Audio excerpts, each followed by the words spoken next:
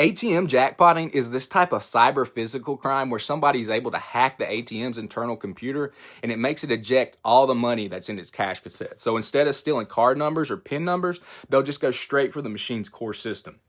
This is a techie process, and I can only explain it to an extent, but here's generally how it's done. So first, they got to get inside the ATM somehow. So they'll typically open the top cabinet, which is not the main safe that protects the money. This usually just requires some type of physical manipulation where they'll pose as a technician, and they may even have a universal ATM key, which is actually not that hard to get a hold of. And once they're inside that part of the machine, they have access to the internal USB or serial ports.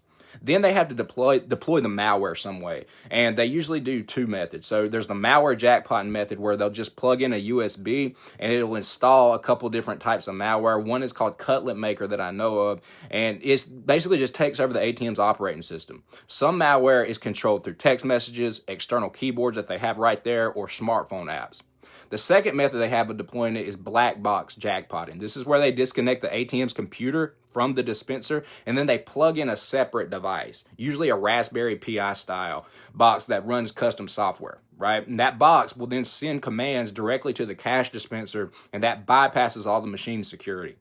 Then they'll have a team that cashes it out. So once the attack is live, a mule will show up to collect the money, kind of like this guy right here. Detectives say he simply held up a phone and money started pouring out in a... The attacker controlling the malware can trigger thousands of dollars per minute. And it works because most ATMs actually run really old operating systems like Windows XP or Windows 7, and many still don't encrypt internal communications between the computer and the dispenser. Physical security is often very weak, especially on little standalone ATMs at rural gas stations like malls, pharmacies, other little rural areas. A typical ATM holds like 40,000 to 120 grand in its cassettes. And jackpotting attacks have hit, it hit really hard back in 2018. It's not as prevalent here now, but it still does happen once in a while. Happens a lot in Mexico, Europe, Southeast Asia, and there are more organized criminal groups that have perfected this process. So I hope this was informative, guys. Stay clean, stay up.